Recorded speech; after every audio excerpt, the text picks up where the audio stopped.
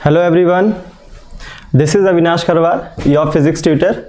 आज motion in 1D का हम लोगों का दूसरा लेक्चर है। पहले लेक्चर में हम लोगों ने कहाँ तक पढ़ा देखिए, बेसिक चीज़ों के बारे में थोड़ा सा डिस्कस किया था हम लोगों ने कि पोजीशन क्या होता है, पोजीशन वेक्टर कैसे डिफाइन किया जाता है, डिस्टेंस और डिस्प्लेसमेंट में क्या अंतर रहता है। इस तरह की छोटी छोटी चीज़ें जो है वो हम लोगों ने पढ़ी थी। इसके बाद हम लोगों ने पढ़ा था कि वेलोसिटी क्या होता है ना। यहाँ पे कुछ चेंज भी किया था कि ये एस होना चाहिए, D velocity is ds by dt, है ना। ठीक, वेलोसिटी दो तरह की होती है, ये भी हम लोगों ने पढ़ा था कल। कौन कौन सी दो वेलोसिटी होती है यार? Average velocity and instantaneous velocity, है ना। एवरेज वेलोसिटी और इंस्टेंटेनियस वेलोसिटी, फर्क जो डिफरेंस है वो बहुत अच्छे से हमें क्लियर होना चाहिए कि एवरेज कैसे निकालते हैं और इंस्टेंटेनियस कैसे निकालते हैं। इंस्टेंटेनियस जो है वो बहुत ही आसान था, क्योंकि सिंपली वेलोसिटी टाइम का हमारे पास फंक्शन रहेगा, सॉरी वेलोसिटी बोल रहा हूं, डिस्प्लेसमेंट टाइम का फंक्शन रहेगा हमारे पास। Just for example s is equal to 6t plus 5t square, इस तरह का एक फंक्शन है। इंस्टेंट ये दिख रहा है कि ये जो डिस्प्लेसमेंट है with respect to time continuously vary कर रही है, कंटिन्यूअस फंक्शन है। अगर कंटिन्यूअस फंक्शन है तो देखिए किसी भी टाइम पे हमें वेलोसिटी अगर पता करनी है तो हम जानते हैं कि सिंपली ds बाई dt अगर निकाल देंगे at certain point of time तो हमें क्या मिल जाएगा? वेलोसिटी मिल जाएगी उस पॉइंट की, है ना। वेलोसिटी मिल जाएगी उस पॉइंट पे। कहां थे ये कि velocity v is equal to ds by dt। ठीक, ds by d t is equal to v, ये देखा था हम लोगों ने। कुछ कहीं टच हो रहा है क्या? एक मिनट।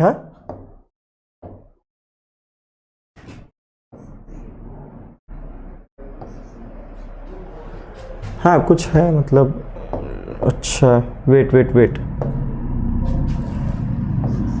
हाँ ठीक, तो ds by d t is equal to velocity. ये हम लोगों ने इंस्टेंटेनियस वेलोसिटी के बारे में पढ़ा कि इंस्टेंटेनियस तो सिंपली ऐसे निकाल सकते हैं हम लोग, बट एवरेज की बात की थी हम लोगों ने कि एवरेज कैसे निकालते हैं, तो ये थोड़ा सा टफ हो जाता है ना। एवरेज का सीधा सीधा मतलब तो मीन है कि बहुत सारी वैल्यूज पता है अगर हमें, तो उसका मीन कैसे निकालना है, लेकिन वो तो तब होगी जब बहुत सारी वेलोसिटीज पता होगी हमें, तब उसका हम लोग मीन निकाल सकते हैं। लेकिन वेलोसिटीज नहीं पता है हमें, डिस्टेंस पता है या डिस्प्लेसमेंट पता है, तो उसके रिस्पेक्ट में भी एवरेज वेलोसिटी निकालना आना चाहिए। और एवरेज वेलोसिटी जो है वो हमेशा बाई डेफिनेशन ही जाना चाहिए, और डेफिनेशन से जाएंगे तो क्या कहता है कि average velocity is nothing but total displacement by total time taken. ठीक, इस पे कुछ क्वेश्चन भी किए थे हम लोगों ने ताकि आपको बेटर अंडरस्टैंडिंग हो जाए। एक मीन वैल्यू निकाली थी वेलोसिटी की।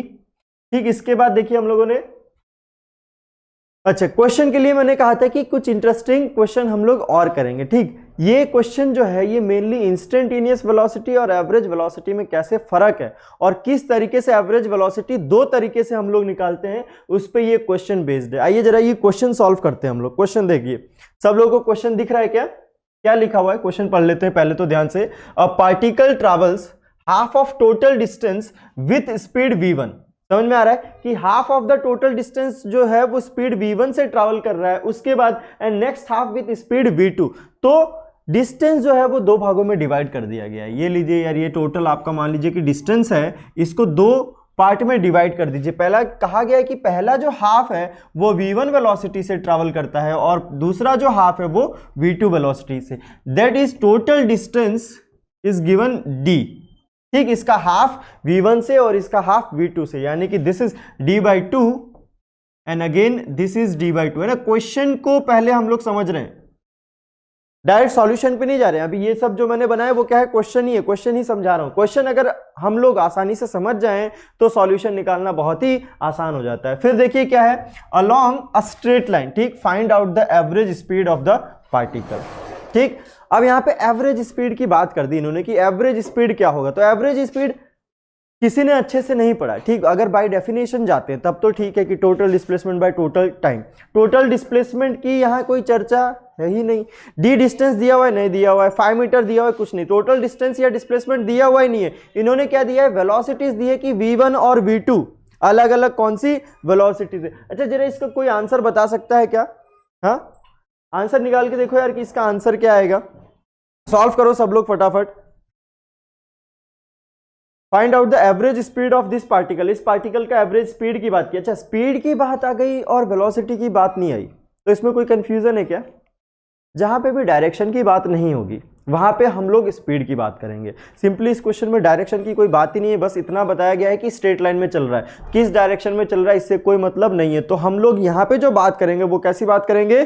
स्पीड की बात करेंगे। यहाँ वेलोसिटी का कोई मतलब नहीं रहेगा क्योंकि सिर्फ और सिर्फ मैग्नीट्यूड से मतलब है। आओ देखो मैग्नीट्यूड कैसे निकालना है यार।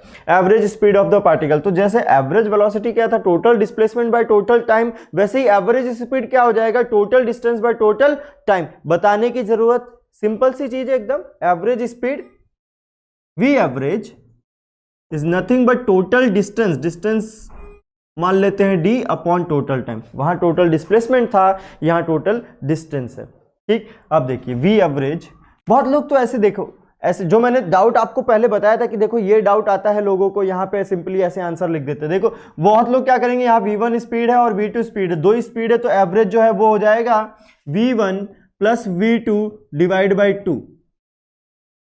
कितने लोग बोल रहे हैं ये आंसर सही है? Average velocity of this question is equal to v1 plus v2 by 2।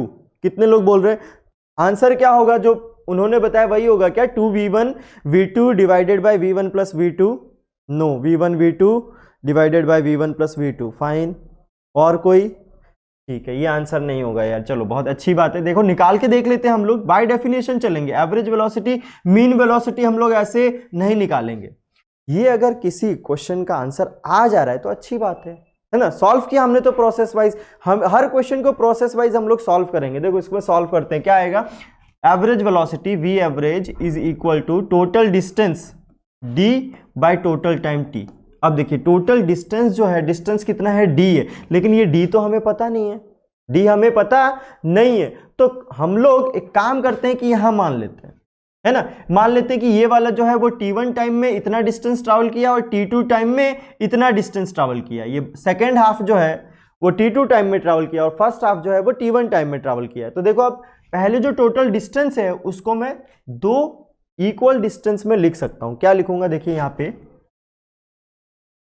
v1 into T, पहला v1 इंटू टी, प्लस दूसरा, देखो दूसरा क्या लिखेंगे? v2 into t2 divide by total time. बता सकते हैं क्या टोटल टाइम कितना होगा? हाँ, टोटल टाइम कितना है? टोटल टाइम जरा देखो यार, total time is nothing but t1 plus t2, है कि नहीं? बिल्कुल सही बात है। अब जरा ये देखते हैं कि v1 v2 तो ठीक था, लेकिन t1 और t2 तो हमें पता ही नहीं है। ये तो फाइंड करना पड़ेगा हमें कि t1 कितना है। तो t1 हम यहां से सिंपली लिख सकते हैं कि पहला d/2 डिस्टेंस जो है v1 से ट्रैवल किया गया और d/2 जो डिस्टेंस है सेकंड हाफ वो v2 से ट्रैवल किया गया। तो t1 is nothing but, time को क्या लिख देंगे? Distance upon velocity. ये हो गया हमारा t1। फिर इसी तरीके से t2 को लिख देंगे कि d/t2 इंटू v2। लिख सकते हैं, नहीं लिख सकते हैं? बिल्कुल ठीक। चलो तो t1 t2 यानी कि टोटल टाइम अब आपको पता है कि टोटल टाइम इतना। डिस्टेंस अगर d के टर्म्स में हम रखते हैं तो देखो d के टर्म्स में रखेंगे तो टोटल डिस्टेंस तो d ट्रैवल किया है, बट टाइम कितना हो जाएगा? d/2 into v1 plus d/2 into v2। होगा नहीं होगा यार? ये d और ये d तो खत्म हो जाएगा, नीचे क्या बचेगा? देखो 1 अपॉन एलसीएम ले लेंगे, 2v1 v2 ऊपर चला जाएगा 2v1 v2, नीचे एलसीएम लिया है मैंने, किसी को दिक्कत? 2v1 v2 का एलसीएम लिया है, यहां पे क्या बचेगा? v2, यहां पे क्या बचेगा? v1, v2 plus v1। कितने लोग बोल रहे थे कि सर यही आंसर है? कितने लोगों का यही आंसर आया है? तो जो ध्यान देने वाली बात है वो है कि बाय डेफिनेशन हम लोग चलेंगे, है ना। हम लोग किसी फॉर्मूले को सीधे सीधे नहीं उतारेंगे कि अगर ये भी कोई, ये एक फॉर्मूला नहीं है, ठीक है, इसको मत सोचिए कि ये भी फॉर्मूला आ गया। दो वेलोसिटी दी हुई है v1 v2 और डिस्टेंसेस दिया है कि फर्स्ट हाफ डिस्टेंस और सेकंड हाफ डिस्टेंस। तो यहाँ पे डिस्टेंस में फर्स्ट हाफ और सेकंड हाफ था, अगर इसी डिस्टेंस को चेंज कर दिया जाए कि 1/3 पहले ट्रैवल किया गया है फिर 2/3 ट्रैवल किया गया है, तो अपना आंसर चेंज हो जाएगा। वेलोसिटी भाई v1 v2 रहेगी, बट डिस्टेंस को चेंज कर दूं मैं। ये जो देखिए d/2 है, इसको d/3 और 2d/3 कर दूं तो हमारा आंसर चेंज हो जाएगा। तो हमें किसी फॉर्मूले को याद नहीं रखना है, हमें बाय डेफिनेशन जो भी बेसिक शुरुआत थी वहां से स्टार्ट करना है। समझ में आया क्या? ठीक, इस तरीके से देखिए ये सेकंड क्वेश्चन जो है, सेकंड क्वेश्चन का आंसर क्या होगा, पहले क्वेश्चन पढ़ते हैं। देखिए क्वेश्चन क्या है, a person travelling on a straight line moves with a uniform velocity v1 for some time and with uniform velocity v2 for the next equal time. अब देखो यार, इक्वल टाइम की बात की गई यहाँ पे इक्वल डिस्टेंस की बात की थी कि पहले जितना डिस्टेंस ट्रैवल किया है नेक्स्ट हाफ उतना ही डिस्टेंस ट्रैवल किया है। इसमें डिस्टेंस की चर्चा नहीं है, इसमें किसकी चर्चा है, टाइम की चर्चा है कि पहले इक्वल टाइम में जितना ट्रैवल किया बाद में उसी इक्वल टाइम में ट्रैवल किया है। ठीक, सॉल्व करते हैं, देखो आंसर क्या आएगा, इसको सॉल्व करके देखते हैं। देखो अब इक्वल टाइम की बात की है, यानी कि क्या है, मान लो यहां से लेके यहां तक, यहां पे दिख रहा है सबको, यहां से लेके यहां तक टोटल डिस्टेंस था। ठीक, मान लो ये टोटल टाइम टी में पूरा ट्रैवल हो रहा है, तो t/2 सेक्शन में इसको कट कर देते हैं। पहले यहां से t/2 और यहां से भी t/2। ठीक, यूनिफॉर्म वेलोसिटी v1 में चला है, पहले यूनिफॉर्म वेलोसिटी से चला देते हैं, यहां v1 और यहां v2, v1 और v2 से चला दिया गया है। ठीक, क्लियर हो गया सबको, पहले t/2 में v1 वेलोसिटी से, दूसरे t/2 में v2 वेलोसिटी। डिस्टेंस की कोई चर्चा यहाँ पे नहीं हुई है। टोटल डिस्टेंस आप मान सकते हैं कि d डिस्टेंस ट्रैवल किया गया है, बट ये नहीं कहा जा सकता है कि ये हाफ डिस्टेंस है और ये भी हाफ डिस्टेंस है। वेलोसिटीज अलग अलग है ना, सेम वेलोसिटी से अगर ट्रैवल करता है इस t/2 के लिए और उस t/2 के लिए तो डिस्टेंस सेम आती। अलग अलग वेलोसिटी से ट्रैवल किया है तो ऑब्वियस सी बात है, सोच के देखो यार, है ना, अलग अलग डिस्टेंस ट्रैवल करेगा। अगर यहां पे मैं आगे v3 से कर दूं तो टाइम t3 में, मतलब इक्वल टाइम में, और दूसरी कोई डिस्टेंस ट्रैवल करेगा। अगर स्पीड बढ़ा देंगे तो ज्यादा डिस्टेंस ट्रैवल कर लेगा, और स्पीड कम कर देंगे तो डिस्टेंस कम ट्रैवल करेगा। टोटल डिस्टेंस, बिल्कुल डेफिनेशन से जाएंगे हम लोग फिर से। क्या एवरेज वेलोसिटी पूछा है, v average is nothing but total distance upon total time. Velocity पूछा है तो डिस्टेंस की जगह डिस्प्लेसमेंट हो जाएगा और कोई फर्क नहीं आएगा। यहाँ पे जो भी हम लोग रख रहे हैं मैग्नीट्यूड रख रहे हैं, डायरेक्शन की कोई बात नहीं करेंगे। डायरेक्शन वो सेंस दिया जाएगा कि किस डायरेक्शन में ये बोला गया है। यहाँ पे डायरेक्शन कोई नहीं दिया है, हमें सिर्फ मैग्नीट्यूड रखना है। तो जब मैग्नीट्यूड ही रखना है तब तो भैया एवरेज स्पीड बोलो या एवरेज वेलोसिटी बोलो, बात बराबर है। ठीक, तो v average is equal to distance upon time. अब देखो डिस्टेंस निकालना पड़ेगा यार, दो डिस्टेंस है यहाँ पे। तो पहला यहाँ कुछ और ट्रैवल किया है और यहाँ पे कुछ और ट्रैवल किया है। पहले क्या था कि देखो d/2 इक्वल डिस्टेंस था, यहाँ पे डिस्टेंस अलग अलग है, लेकिन हम निकाल तो सकते हैं कि distance d1 will be equal to कितना, d को मैं लिख दूंगा d1 plus d2 upon time. Total time मैंने जो माना था यार t, वो लिख देंगे यहाँ पे। देखो d1 की वैल्यू मैं लिख सकता हूं कि velocity v1 into time t/2 plus velocity v2 into time t/2 divide by total time. होगा नहीं होगा यार, है ना। d1 और d2 की वैल्यू रख दी, v1 t/2 मैं कॉमन ले लेता हूं। ठीक, t/2 कॉमन लेंगे तो क्या आ जाएगा, देखो t, ये t और ये t कट जाएगा। क्यों, क्योंकि t/2 का मतलब एग्जैक्टली था क्या यार, कैपिटल T ही तो था, है ना, टोटल टाइम का आधा, पहले हाफ टाइम में और बाद में हाफ टाइम में। ठीक, बच क्या गया, simple v1 plus v2 divide by 2। कितना बच गया यार, तो आंसर क्या आ गया, v1 plus v2 divide by 2। इस रिजल्ट को अगर याद रखना है ना, मान लो क्वेश्चन है, लेंदी क्वेश्चन है, ये सिंपल सी चीजें हैं जिसको हम याद रख सकते हैं। कुछ चीजों में क्या होता है कि अगर हम याद रखें तो क्वेश्चन को जल्दी सॉल्व कर पाते हैं। और स्पीड तो बहुत ही इंपॉर्टेंट फैक्टर है यार। एक्यूरेसी के बाद जो चीज है वो क्या है, स्पीड ही है। अगर स्पीड आप में हुई तो कोई भी एग्जाम क्रैक कर पाएंगे, वरना स्पीड की वजह से बहुत दिक्कत हो जाती है। लास्ट में देखते हैं बहुत सारे क्वेश्चन छूट जाते हैं हमारे, तो वो चीज नहीं होगी। तो स्पीड अच्छी रखने के लिए हम क्या कर सकते हैं कि इस रिजल्ट को याद भी कर सकते हैं। कौन से रिजल्ट को यार, देखो मैं बताता हूं, थोड़ा ध्यान से सुनना कि रिजल्ट को कैसे याद रखना है। याद रख पाओ तो अच्छी बात है, याद नहीं रख पाओ तो भी और अच्छी बात है, क्योंकि याद नहीं रखोगे तब तो गलती हो ही नहीं सकती। आप बेसिक से स्टार्ट करोगे, velocity, average velocity is nothing but distance upon time. So what we will do, we will first categorize these two examples. कैसे कैटेगराइज करेंगे कि पहले में बोला गया था कि नेक्स्ट हाफ और फर्स्ट हाफ डिस्टेंस की बात की थी, है ना, कि पहला हाफ डिस्टेंस फिर हाफ डिस्टेंस, या फिर हो सकता है कि डिस्टेंस 3 टाइम्स हो जाए, मतलब 1/3 डिस्टेंस, फिर सेकंड थर्ड डिस्टेंस, फिर थर्ड वाला डिस्टेंस। तो 1/3 पार्ट में तोड़ दिया जा सकता है डिस्टेंस को। अच्छा, ये कोई बता सकता है क्या, बहुत आंसर जल्दी जल्दी बता रहे हैं, ये बताओ कि अगर यहाँ पे इस क्वेश्चन में डिस्टेंस को मैंने 3 पार्ट्स में तोड़ दिया कि d/3 with velocity v1 v2 and v3, अगर ऐसे किया होता मैंने तो आंसर क्या आता है, जरा इसका बता सकते हैं क्या कोई? कि इस फर्स्ट एग्जाम्पल में, है ना, क्वेश्चन सुन लो ध्यान से। फर्स्ट एग्जाम्पल में जैसे डिस्टेंस को 2 इक्वल हाफ में बांटा गया है, डिस्टेंस को अगर 3 इक्वल हाफ में डिवाइड कर देंगे, d/3 एंड d/3, और फिर कहेंगे कि ये जो d/3 है वो v1 v2 एंड v3 से रिस्पेक्टिवली कोई पार्टिकल ट्रैवल कर रहे हैं, तो उस केस में आंसर क्या होगा? चलो यार देखो, इधर देखो, यहां पे हमने क्या किया है इस क्वेश्चन में कि v1 और v2 जो 2 वेलोसिटी दी हुई थी, वहां पे हम लोगों ने एक जनरलाइज आंसर ऐसे निकाला कि जब भी ऐसा केस हो, इसको हटाओ यहां से,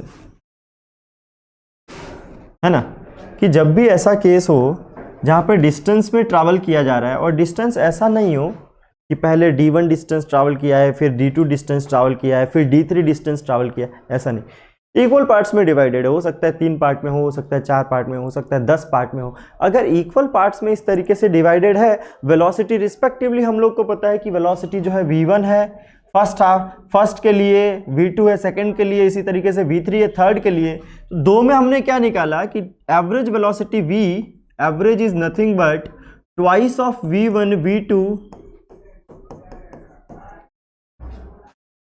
जब 2 था 3 होगा तो क्या होगा यार, उस केस में v average will be equal to thrice of v1 v2 v3 divided by v1 plus v2 plus v3। दिखाई दे रहा है क्या सबको? क्या कहा मैंने? 3, जब 3 इक्वल डिस्टेंस में 1/3 करके बांट दिया गया है डिस्टेंस को, तो उस केस में हमारी एवरेज वेलोसिटी ये आ जाएगी। कितने लोग एग्री होते हैं कि हाँ सर ये आ जाएगा?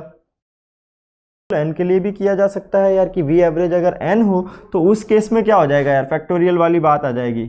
v average is equal to n into v1 v2 v3, कहाँ तक जाएगा? vn तक जाएगा। यहाँ पे AP बन जाएगी v1 plus v2 plus v3, depend करता है नंबर कैसे हैं। तो ये जनरलाइज तरीका है ना, कब? जब इक्वल डिस्टेंस में ट्रैवल कर रहा है हमारा पार्टिकल, इक्वल डिस्टेंस में ट्रैवल कर रहा है। अब ये दूसरा एग्जांपल जो था ये थोड़ा सा अलग था, इक्वल डिस्टेंस की जगह मैंने इक्वल टाइम बोल दिया था कि इक्वल टाइम में अगर ट्रैवल कर रहा है तो क्या होगा। देखो इक्वल टाइम में जब ट्रैवल किया तो हुआ क्या कि हमने t/2 वैल्यू पुट कर दी सीधे डिस्टेंस की जगह, कि distance d1 plus d2 total distance था, अगर 3 होगा तो d3 भी आ जाएगा यहाँ पे, t है ना d3, तो d3 की वैल्यू क्या हो जाएगी? देखो पहले की v1 इंटू t/2 की जगह t/3 आ जाएगा उस केस में। क्यों? क्योंकि 3 पार्ट्स में डिवाइडेड हो गया है। हुआ है नहीं हुआ? 3 पार्ट्स में जब divide, 3 equal parts for some time and with uniform velocity v2 for the next equal time. यहां इक्वल टाइम की बात होती है तो t/2 की जगह t/3 हो जाएगा उस केस में। जब t/3 हो जाएगा तो देखो क्या आएगा, ये रिजल्ट मिटा दूं क्या मैं? ये लिख लिया आप लोगों ने? फटाक से लिखो यार, इसको मैं मिटा देता हूं, आगे बढ़ते हैं हम लोग।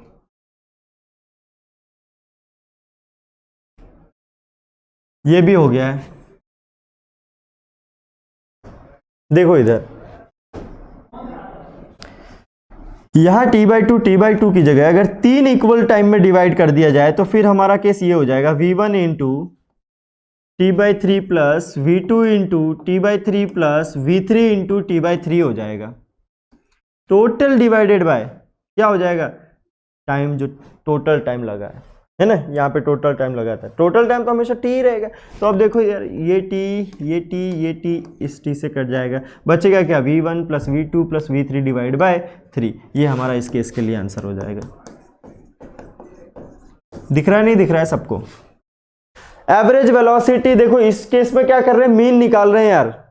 सिंपल, जितनी वेलोसिटी से चला है पार्टिकल उस सबका मीन निकाल दो, ये एवरेज वेलोसिटी हो जाएगी। किस केस के लिए? फॉर इक्वल टाइम, जब टाइम की बात की जा रही है कि टाइम को इक्वल पार्ट्स में डिवाइड कर दिया गया है। वरना दूसरा वाला रिजल्ट कब? जब इक्वल डिस्टेंस, जब डिस्टेंस को इक्वल पार्ट्स में डिवाइड कर दिया गया है। समझ में आया सब लोगों को? एवरेज वेलोसिटी देखो दो तरीकों से कैसे निकल रही है। ग्राफिकल मेथड तो अभी हम लोगों ने पढ़ा नहीं, ग्राफिकल मेथड अभी बचा हुआ है, सारे ग्राफ्स पढ़ेंगे अभी तो, कि वेलोसिटी में एवरेज कैसे निकालते हैं, इंस्टेंटेनियस कैसे निकालते हैं, वेलोसिटी से डिस्प्लेसमेंट कैसे जाते हैं, वेलोसिटी से एक्सेलरेशन कैसे जाते हैं। नोट करो ये, आगे बढ़ते हैं हम लोग।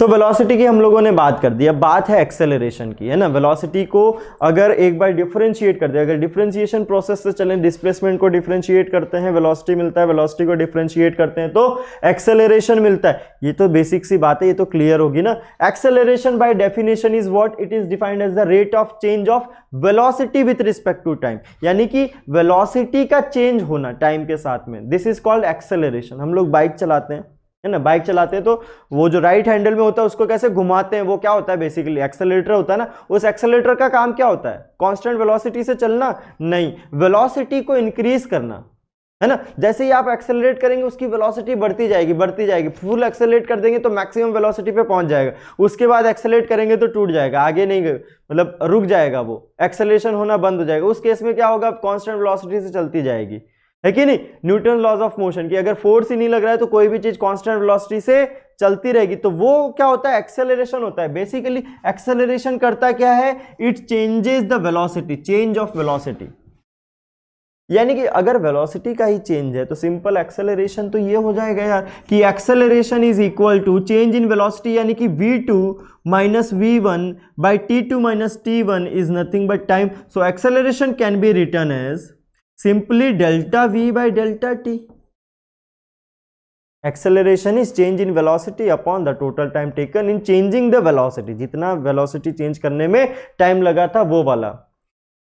तो एक्सेलरेशन होता यही है, लेकिन बस ये बात है कि एक्सेलरेशन में भी टू टाइप्स ऑफ एक्सेलरेशन आ जाता है, instantaneous acceleration and average acceleration. ये जो मैंने बताया आपको, ये एवरेज एक्सेलरेशन हो जाता है, AV average, change in velocity upon time taken. अब ये जो चेंज इन वेलोसिटी की हम लोग बात कर रहे हैं, ये किसी इंस्टेंट पे भी तो बात कर सकते हैं कि एक इंस्टेंट पे मैंने देखा किसी कार को, एक इंस्टेंट पे मैंने बुलेट को देखा, उसकी वेलोसिटी बढ़ी जा रही थी, है ना। बुलेट में कैसा एकदम तेजी से निकलती है, अगर कोई ट्रेन चल रही है हाई स्पीड पे तो कैसा तेजी से निकलती, तो हो सकती है कि उसकी वेलोसिटी पहले से ज्यादा इंक्रीज हो रही हो किसी भी इंस्टेंट पे। तो उस इंस्टेंट पे अगर हम लोग देखेंगे तो उस पे क्या हो जाएगा? एवरेज इंस्टेंटेनियस एक्सेलरेशन की बात करेंगे तो इंस्टेंटेनियस एक्सेलरेशन को डिफाइन ही इस तरीके से किया गया था, जैसे इंस्टेंटेनियस वेलोसिटी को किया गया था कि a instantaneous is nothing but delta v by delta t, but here limit delta t tends to 0। ये जो डेल्टा टी है वो अगर इंस्टेंस है तो फिर से याद करो यार वही बात कि 0.99999999 सेकेंड्स तक हुए, इसके बाद 1.00000001, इसके बीच में जो टाइम इलैप्स हुआ वही तो इंस्टेंटेनियस टाइम होता है यार, कि एक सेकंड भी नहीं लगा, मिली सेकेंड्स में किसी चीज को ऐसे देखा और फिर हट गए, बोले इसकी वेलोसिटी क्या है, इसका एक्सेलरेशन क्या है, वो क्या हो जाएगा? Instantaneous acceleration. तो that instantaneous acceleration is defined as dv by dt।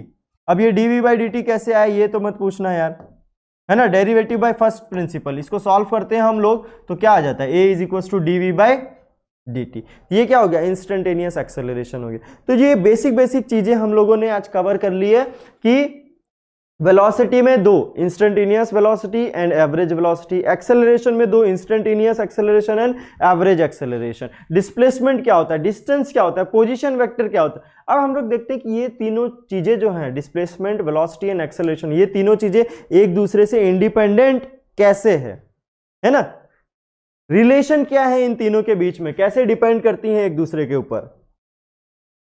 Next slide देखो क्या है, graphical representation of quantities. Graphical representation की बात कर रहा था मैं कि ये ग्राफ कैसे प्लॉट करते थे ना, कि वेलोसिटी टाइम का ग्राफ हो गया, डिस्प्लेसमेंट टाइम का ग्राफ हो गया, ये एक्सेलरेशन टाइम का ग्राफ हुआ, तो उस ग्राफ को कैसे पढ़ेंगे और उस ग्राफ में कोई सर्टेन चीज दी हुई है तो उसका मतलब क्या निकलेगा, है ना, क्या मतलब निकलेगा। देखो यहाँ पे पहला ग्राफ है हमारा पोजीशन टाइम ग्राफ, किसी भी पार्टिकल का with respect to time position कैसे वेरी हो रहा है उसका ग्राफ प्लॉट किया गया। उससे देखो क्या मतलब निकलता है। तो plot of position versus time graph it gives us information regarding the distance और displacement travel by an object, है ना। जो भी डिस्प्लेसमेंट या डिस्टेंस पार्टिकल ने ट्रैवल किया है, पोजीशन का तो मतलब यही होगा, अगर उसकी पोजीशन चेंज हो रही है that means it is in motion and it is covering distance और डिस्प्लेसमेंट। तो देखो डिस्प्लेसमेंट अगर कवर होगा तो ग्राफ किस तरीके से रहता है, पोजीशन और ये टाइम, ये दोनों का ग्राफ प्लॉट किया गया। ग्राफ में देखो क्या हो रहा है, जो स्ट्रेट लाइन है वो ऊपर की तरफ ऐसे बढ़ता जा रहा है। तो जरा इसको नोट करते हैं कि ये देखो किसी पर्टिकुलर टाइम लेट से t1 पे पोजीशन था x1, किसी टाइम t2 पे इसका पोजीशन x2 है, और फिर फर्दर टाइम पे पोजीशन बढ़ता जा रहा है, पोजीशन बढ़ता जा रहा है। इसका मतलब क्या हो रहा है यार, डिस्टेंस बढ़ रहा है, उसका डिस्टेंस बढ़ रहा है। और अगर किसी पर्टिकुलर पोजीशन से नापा गया है तो इसका डिस्प्लेसमेंट भी बढ़ता जा रहा है। डिस्प्लेसमेंट अगर बढ़ता जा रहा है ना, तो जो चेंज है डिस्प्लेसमेंट में वो पॉजिटिव आएगा, आएगा नहीं आएगा यार। पहले डिस्प्लेसमेंट था 5 मीटर, बाद में t2 टाइम पे डिस्प्लेसमेंट है 10 मीटर, तो जब मैं चेंज निकालूंगा डेल्टा एस तो दैट विल बी पॉजिटिव। अगर डेल्टा एस पॉजिटिव है तो delta s by delta T ये भी तो पॉजिटिव होगा यार, क्योंकि टाइम तो हमेशा पॉजिटिव रहता है। तो delta s by delta T अगर पॉजिटिव है तो इसका मतलब वेलोसिटी पॉजिटिव है। वेलोसिटी क्या है, पॉजिटिव। वेलोसिटी पॉजिटिव का मतलब पार्टिकल आगे बढ़ता जा रहा है ना। वेलोसिटी का तो वेलोसिटी का साइन तो यही बताता है हमको, पॉजिटिव साइन है तो आगे जा रहा है, नेगेटिव साइन है तो पीछे जा रहा है। किस में, रेक्टिलिनियर मोशन में, मोशन इन वन डायमेंशन। जब भी वन डायमेंशन में कोई चीज चल रही है तो वो या तो आगे चल सकती है या फिर पीछे चल सकती है। तो यानी कि यहाँ वेलोसिटी हमारी पॉजिटिव आ गई। तो ये कैसे मतलब निकाला हम लोगों ने, देखो यार, एक तो सिंपल लॉजिकल एनालिसिस था कि डिस्प्लेसमेंट जो है, पोजीशन जो है वो टाइम के रिस्पेक्ट में बढ़ रहा था, तो हमने कह दिया कि वेलोसिटी इसकी पॉजिटिव है। एक और तरीका है मैथमेटिकल तरीका, क्या, ये जो delta s by delta t है, याद करो एक रिलेशन होता था y is equal to m x plus c, है ना। तो अगर मैं s और टाइम का ग्राफ प्लॉट करूं, है ना, s और टाइम का ग्राफ प्लॉट करूं, फॉर एग्जाम्पल ऐसे लिख दूं मैं, s is equal to some constant m into this time plus c। क्या किया है, डिस्प्लेसमेंट या पोजीशन कुछ भी बोल दे हम लोग, है ना। अगर पोजीशन 0 से स्टार्ट हुआ है तो डिस्प्लेसमेंट और चेंज इन पोजीशन सेम होगा। पोजीशन अगर पॉजिटिव जगह से शुरू हुआ है, जैसे इसमें पहले ही कुछ पोजीशन था, तो t इक्वल टू t1 पे उसका पोजीशन तो x1 है बट डिस्प्लेसमेंट तो इतना ही होगा यार, दिख रहा है ना। डिस्प्लेसमेंट कितना होगा, डिस्प्लेसमेंट सेम नहीं होगा इस केस में, डिस्प्लेसमेंट सिर्फ इतना पार्ट होगा, ये वाला यहां से लेके यहां तक, ये डिस्प्लेसमेंट होगा। बट उसकी पोजीशन अगर बतानी है तो पोजीशन के लिए यहां बताना पड़ेगा।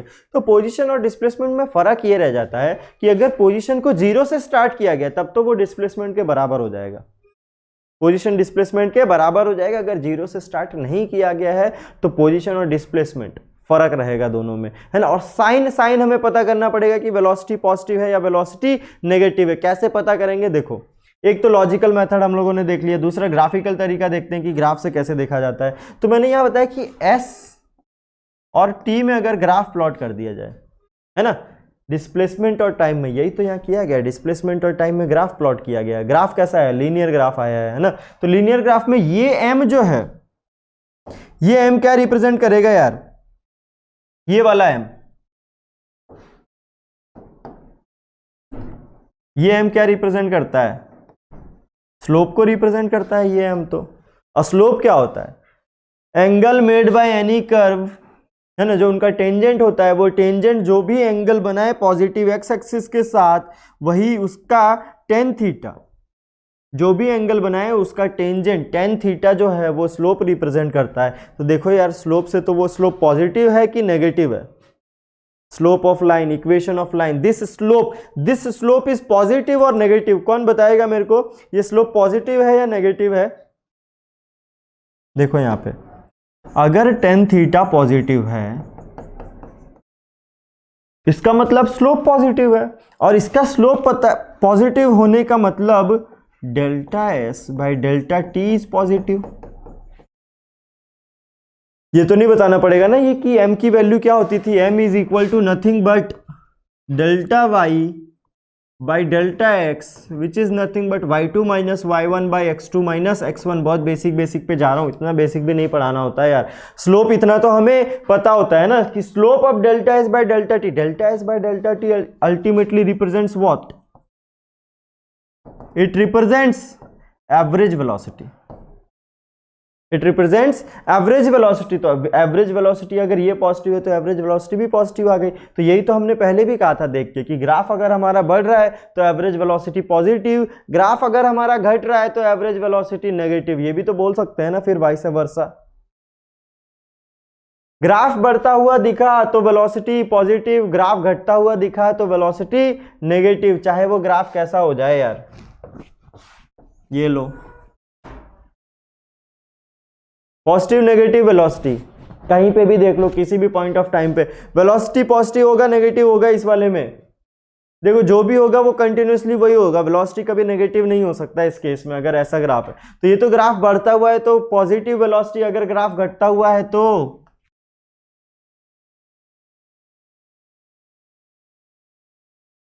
ग्राफ बढ़ रहा है तो वेलोसिटी पॉजिटिव। किसका ग्राफ है यार, पोजीशन टाइम का ग्राफ है, डिस्प्लेसमेंट टाइम का ग्राफ है, डिस्टेंस टाइम का ग्राफ है, तो वेलोसिटी पॉजिटिव अगर कर्व बढ़ रहा है। अगर कर्व घट रहा है, अगर कर्व घट रहा है तो किसी भी पॉइंट ऑफ टाइम पे इसका स्लोप निकाल के देखो यार, स्लोप नेगेटिव आएगा किसी भी पॉइंट ऑफ टाइम पे, है ना।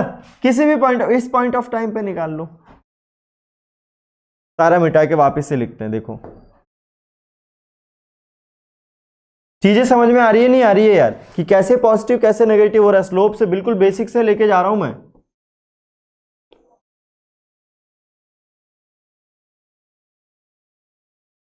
है ना, बेसिक बेसिक चीज एकदम। घटाते हैं पहले ग्राफ को, ये बढ़ाने वाला तो समझ में आया, हम लोग ग्राफ को घटा रहे हैं। देखो कैसे घटाएंगे यार, कि एक सिंपल सा मैंने ग्राफ बना दिया। ये ग्राफ कुछ ऐसा है, अगर इस ग्राफ में वेलोसिटी जो है वो नेगेटिव ही रही है, वेलोसिटी कभी पॉजिटिव हुई नहीं है, यानी कि पार्टिकल जो है वो पीछे ही मुड़ के आ रहा है, आगे कभी गया ही नहीं। हो सकता है ना कि जब उसको देखना शुरू किया गया होगा तब पार्टिकल पीछे आ रहा होगा, तो t इक्वल टू 0 पे पार्टिकल जब पीछे आ रहा है तो t equal to next time पे भी तो पार्टिकल पीछे आता हुआ नजर आएगा। या देखो यहाँ पे किसी भी पॉइंट ऑफ टाइम पे मैंने वेलोसिटी लिख दिया, ये एक पॉइंट है, कोई भी एक पॉइंट चूज कर लेते हैं हम लोग।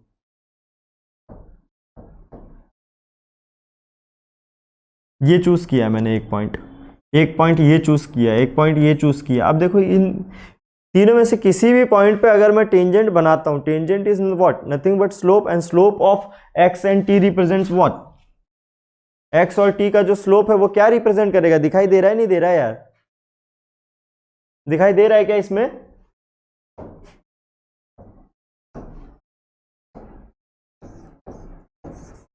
x और t है ना। अब देखो इस पॉइंट पे मैं अगर स्लोप लेता भी हूं, टेंजेंट लेता हूं, तो कैसा टेंजेंट बनेगा, देखो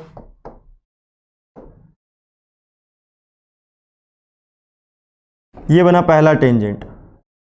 दूसरा टेंजेंट बनाते हैं, ये इस पॉइंट पे बनाया मैंने दूसरा टेंजेंट, ये दूसरा टेंजेंट, एक और तीसरा टेंजेंट बनाते हैं, ये लो तीसरा टेंजेंट। अब ये तीनों जो टेंजेंट है वो तीन रैंडम पॉइंट पे थे। तीनों टेंजेंट में से देखो किसी का भी ग्राफ, किसी का भी स्लोप पॉजिटिव है क्या। इन तीनों टेंजेंट जो बनाए हैं मैंने इस ग्राफ में, इन तीनों में से किसी का भी टेंजेंट नेगेटिव है या पॉजिटिव है। पॉजिटिव है क्या, आंसर ये पॉजिटिव है क्या किसी में तीनों में से। हमने कहा था कि वेलोसिटी घट रही है, वेलोसिटी नेगेटिव है, यहाँ पे देखो वेलोसिटी नेगेटिव आएगा, ग्राफिकली पता चलेगा हम लोग कि हाँ वेलोसिटी नेगेटिव आ रही है। क्यों, क्योंकि इसका ग्राफ देखो यहाँ पे टेन थीटा बनाएंगे तो थीटा जो है वो पॉजिटिव एक्स एक्सिस के साथ हमेशा देखा जाता है। तो ये थीटा देखो ऑब्ट्यूस एंगल बन गया यार। ऑब्ट्यूस एंगल में हमें पता है टेन थीटा जो है वो सेकेंड क्वाड्रेंट में हमेशा नेगेटिव होता है। टेन थीटा सेकेंड क्वाड्रेंट में हमेशा क्या होता है, नेगेटिव होता है ना। सिंपल रूल, ऑल साइन है ना, टेन कॉस। तो अब देखो टेन थीटा फर्स्ट और थर्ड क्वाड्रेंट में पॉजिटिव है, बाकी दोनों क्वाड्रेंट में नेगेटिव। यहाँ पे ऑब्ट्यूस एंगल बन रहा है, यानी कि टेन थीटा नेगेटिव। अगर टेन थीटा नेगेटिव हो गया टेन थीटा नेगेटिव हो गया तब तो स्लोप नेगेटिव हो गया। स्लोप क्या रिप्रेजेंट करता है यार, x by t, delta x by delta t. Delta x by delta t is negative, it mean simply average velocity v average is negative. यही तो कंक्लूजन हमने पहले भी निकाला था कि ग्राफ अगर बढ़ रहा है, ग्राफ ऊपर की तरफ उड़ना चाह रहा है तो वेलोसिटी पॉजिटिव होगी। पार्टिकल आगे जा रहा है किसमें, रेक्टिलिनियर मोशन में, वन डायमेंशन मोशन में, motion in a straight line में। और वही ग्राफ अगर घट रहा है, ये ग्राफ देखो ब्लैक कलर से बना है, ये ग्राफ हमेशा घट रहा है। जो ग्राफ घटेगा उसमें क्या होगा, वेलोसिटी नेगेटिव हो जाएगी। क्लियर होगी ये बात। देखो ये पहला था जिसमें ग्राफ बढ़ रहा था, वेलोसिटी हमने कहा वेलोसिटी इज पॉजिटिव। यहाँ देखो ग्राफ घट रहा है, ग्राफ घट रहा है, इसका अगर टेन थीटा आप निकालने जाओगे तो टेन थीटा फिर से ऑब्ट्यूस एंगल बनेगा तो नेगेटिव, तो वेलोसिटी क्या हो जाएगी, नेगेटिव। समझ में आया कैसे निकाला जाता है ना। वेलोसिटी एक्सटी ग्राफ से कैसे निकाला जाता है। जो एक्सटी ग्राफ होता है, जो कर्व होता है, उसका आप अगर किसी भी पॉइंट ऑफ टाइम पे स्लोप ले लेंगे तो वो स्लोप वेलोसिटी को रिप्रेजेंट करेगा। अब डिपेंड करेगा कि आप एवरेज वेलोसिटी ले रहे हैं या फिर इंस्टेंटेनियस वेलोसिटी ले रहे हैं। देखो इसको भी ध्यान से हम लोग पढ़ लेते हैं।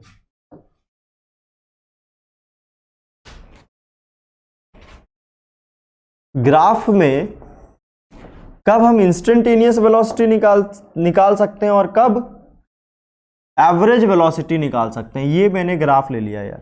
ठीक, क्वेश्चन है, क्वेश्चन भी हम लोग साइड में अलग से लिख देते हैं कि एक t1 टाइम है, ठीक, यहां पे हम लोगों को इंस्टेंटेनियस वेलोसिटी चाहिए। कैसा चाहिए, इंस्टेंटेनियस वेलोसिटी है। और एक टाइम t2 से t3 है, इसमें हम लोगों को एवरेज वेलोसिटी चाहिए। कितने लोग बोल रहे हैं कि हम निकाल सकते हैं, आता है हमें। तो t1 t2 t3 हम लोगों को पहले से प्रोवाइडेड है। This is t1, this is t2 and this is t3। कितने लोगों को पहले से आता है ये एवरेज वेलोसिटी और इंस्टेंटेनियस वेलोसिटी ग्राफ से आप निकाल सकते हैं पहले ही। देखो ये किसका ग्राफ था, xt का ग्राफ था। ठीक, तो पहले t1 पे क्या चाहिए था, इंस्टेंटेनियस वेलोसिटी चाहिए था। ये t1 है यार, t1 से स्ट्रेट लाइन ले लो ग्राफ के ऊपर।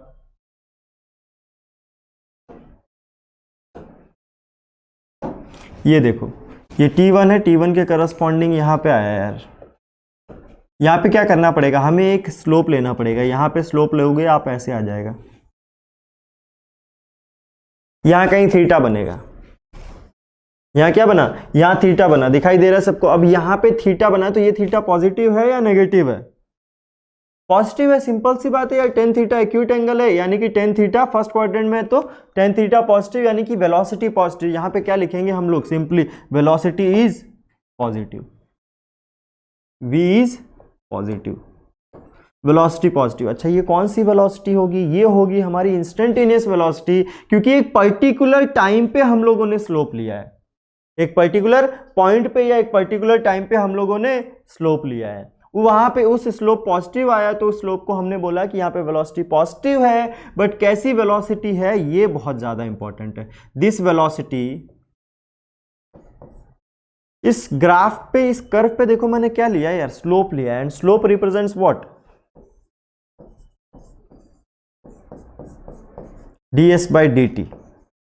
एक पर्टिकुलर पॉइंट पे अगर आप स्लोप ले रहे हैं तो वो ds बाई dt हो जाता है ना। किसी भी ग्राफ में, किसी भी कर्व में अगर हम लोग स्ट्रेट लाइन खींचते हैं, टेंजेंट खींचते हैं, किसी भी एक पॉइंट पे ध्यान दीजिएगा, तो पॉइंट पे हमें क्या मिलेगा, पॉइंट पे हमेशा इंस्टेंटेनियस वेलोसिटी मिलेगी। अगर हम लोग टाइम इंटरवल में करते हैं कि जैसे दूसरा कि t2 से t3 तक जो है वो एवरेज वेलोसिटी फाइंड करनी है, तो t2 से t3 पे चले गए हम लोग, दोनों को ज्वाइन करना पड़ेगा यार, है ना। जो स्लोप खींचेंगे, अब स्लोप हमारा इन दोनों पॉइंट से पास होना चाहिए, तो ही हमारी वेलोसिटी निकलेगी इन दोनों पॉइंट के बीच में।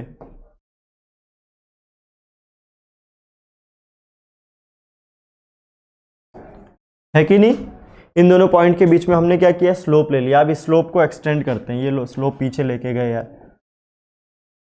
स्लोप यहां पे कोई थीटा एंगल बन गया। क्या बन गया, थीटा एंगल बन गया स्लोप का यहाँ पे। तो अगर यहाँ थीटा एंगल, ये थीटा फिर से पॉजिटिव बना है, ठीक। तो यानी कि ये जो वेलोसिटी यहाँ से लेके यहाँ तक इसके बीच में है, ये वेलोसिटी पॉजिटिव है। और क्योंकि ये वेलोसिटी एक पर्टिकुलर टाइम इंटरवल के बीच में है, टाइम इंटरवल के बीच में हमेशा कौन सी वेलोसिटी होती है, एवरेज वेलोसिटी होती है।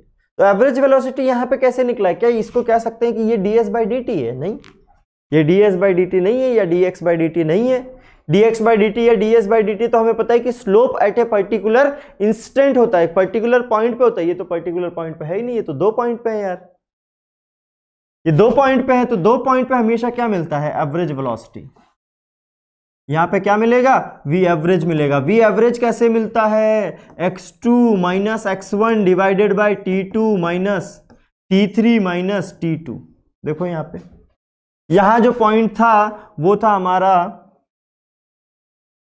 t3 है तो x3 मान लेते हैं, t2 है तो x2 मान लेते हैं। क्या पॉइंट हो जाएगा, ये पॉइंट हो जाएगा हमारा t3 x3, ये पॉइंट हो जाएगा हमारा t2 x2, ये पॉइंट जो है ये हमारा हो जाएगा t1 x1। बोलो समझ में आ रहा है क्या। v एवरेज देखो यहाँ पे कैसे निकाला है, इस ग्राफ से हमने एक सेकंड खींचा है, इसको क्या बोल देते हैं, इसको सेकंड बोलते हैं ना ज्योमेट्रिकल भाषा में, इसको बोलते हैं स्लोप, टेंजेंट, इसको क्या बोल देते हैं, सेकंड बोलते हैं। तो ये सेकंड जब हम लोग खींचेंगे तो हमारी एवरेज वेलोसिटी निकलेगी, क्या निकलेगी, एवरेज वेलोसिटी निकलेगी। देखो यहाँ पे एवरेज वेलोसिटी निकल गई, v average is equal to this and this is nothing but delta s और डेल्टा x, जिससे भी आप रिप्रेजेंट करना चाहें। अगर आप चेंज इन पोजीशन निकाल के रख देते हैं तो चेंज इन पोजीशन क्या देता है यार, चेंज इन पोजीशन डिस्प्लेसमेंट हो जाता है, पोजीशन में नहीं रहता है वो फिर, है ना। 2 पोजीशन है, दोनों पोजीशन के बीच में अगर डिफरेंस निकाल दिया आपने तो डिफरेंस हमेशा क्या दे देता है, डिस्प्लेसमेंट दे देता है या फिर डिस्टेंस दे देता है। अगर पॉजिटिव स्केलर क्वांटिटी तो डिस्टेंस देगा, अगर उसको डायरेक्शन से भी मतलब है तो क्या देगा, डिस्प्लेसमेंट देगा। तो आई होप कि ग्राफिकली भी आपको क्लियर हुआ कि एवरेज वेलोसिटी और इंस्टेंटेनियस वेलोसिटी कैसे निकालते हैं। चलिए ठीक, थोड़े से और बेसिक ग्राफ पे जाते हैं हम लोग।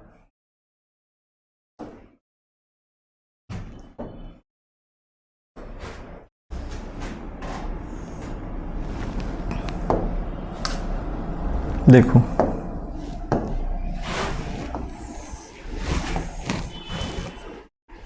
फिर से हमारा टाइम और डिस्प्लेसमेंट मान लेते हैं इस बार। Position, change in position displacement होता है, हम डायरेक्ट डिस्प्लेसमेंट को प्लॉट कर रहे हैं यहाँ पे। डिस्प्लेसमेंट को अगर प्लॉट करेंगे तो देखो लेट्स से कि एक हमारा ऐसा कर्व है जो t1 टाइम से t2 टाइम के बीच में बनाया गया है, ठीक। इसके बीच में यहाँ पे जो पॉइंट है वो x1 हो जाएगा और यहाँ पे जो पॉइंट है वो x2 हो जाएगा। तो t1, x1 and t2, x2 इन दोनों पॉइंट के बीच में एक ग्राफ प्लॉट किया गया। ये वाली चीज हम लोग काट देते हैं, ये नहीं है, ठीक है, ये नहीं है। चलो ये बात तो हो गई। अब यहाँ पे बात आती है कि इस ग्राफ से हम लोग क्या क्या चीजें निकाल सकते हैं, इस ग्राफ से क्या क्या चीजें निकाल सकते हैं। जैसे अगर फॉर एग्जाम्पल कह दें कि ये एक पैराबोलिक है, क्या है, पैराबोलिक कर्व है। कुछ आइडिया तो होना चाहिए ना ग्राफ के बारे में, तो ग्राफ के बारे में ये आइडिया, इक्वेशन मैटर नहीं करता है। नेचर अगर हमें मालूम है पैराबोलिक है तो ये जो है 2 डिग्री इक्वेशन होगी इसकी, इतना तो हमें पता है। ये पैराबोलिक है, टाइम को एक्स एक्सिस के अलोंग ही क्यों लेते हैं, ऐसा कोई ज़रूरी नहीं है कि टाइम को एक्स एक्सिस के अलोंग ही क्यों लेना है, वाई एक्सिस पे भी आप ले सकते हैं बिल्कुल, कर्व फिर उस हिसाब से चेंज हो जाएगा यार, है कि नहीं। टाइम को अगर आप कहीं पे कॉम्प्लेक्स क्वेश्चन होते हैं वहां पे आप देखेंगे भी कि टाइम को जो है वो वाई एक्सिस पे दिया गया है, तो टाइम को अगर वाई एक्सिस पे दिया गया है तो उस हिसाब से स्लोप हम एक्स एक्सिस पे नहीं लेंगे, स्लोप भी किस पे लेंगे, वाई एक्सिस पे लेंगे, है ना। क्योंकि delta y by delta x जो है, delta y by delta x को जो हम लोग स्लोप बोलते हैं वो कब बोलते हैं, वो जब एक्स एक्सिस इधर और वाई एक्सिस इधर तब बोलते हैं हम लोग। अगर इधर एक्स हो जाएगा और इधर वाई हो जाएगा तो स्लोप हमारा delta x by delta y हो जाएगा। एक्स एक्सिस इधर चली गई, चीजें उलट गई हैं यार, तो आपको उस तरीके से अपना दिमाग भी घुमाना पड़ेगा, 360 डिग्री 180 डिग्री घुमाना पड़ेगा कि ये घूम गया है, अब हमें भी रोटेट करना है, ठीक। देखो ये कर्व था हमारा, पैराबोलिक कर्व था, यानी कि 2 डिग्री कर्व था।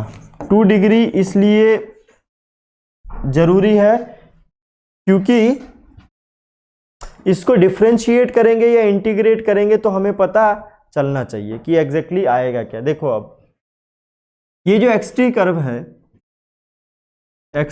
है ये कैसा है, 2 डिग्री कर्व है, 2 डिग्री कर्व है। इसको एक बार हम लोग डिफरेंशिएट कर देते हैं, इसको अगर हम लोग डिफरेंशिएट कर दें तो हमें मिलेगा dx/dt यानी कि displacement upon time which is equals to velocity. क्या मिल जाएगा, वेलोसिटी मिल जाएगी यार। यहाँ डिफरेंशिएशन का मतलब ज्योमेट्रिकली भी समझते जाना यार जी। डिफरेंशिएशन का मतलब है कि मैं स्लोप निकालने की बात कर रहा हूँ, तो यानी कि लेट से इस पॉइंट पे अगर स्लोप निकालने की बात कर रहा हूँ तो ये जो पॉइंट है यहाँ पे क्या मिला मुझे, ds/dt, दिस रिप्रेजेंट्स वेलोसिटी। ये क्या रिप्रेजेंट करता है, वेलोसिटी को रिप्रेजेंट करता है। अगर मैं एक बार और डिफरेंशिएट कर दूं इसको, ये लो मैंने एक बार और डिफरेंशिएट कर दिया इसको, यानी कि डबल डिफरेंशिएशन पे चले गए। जो डबल डिफरेंशिएशन की बात कर रहे थे प्रीवियस क्लास में, डबल डिफरेंशिएशन कर देंगे तो क्या मिल जाएगा अब हमें, dx/dt will be like d2x/dt square which is nothing but acceleration. वो क्या हो जाता है, चेंज वेलोसिटी का डिफरेंशिएशन। यहाँ पे simply dx/dt is velocity and differentiation it means dv/dt। इसको डिफरेंशिएट कर रहा हूं तो हमें क्या मिल गया, एक्सेलरेशन मिल गया।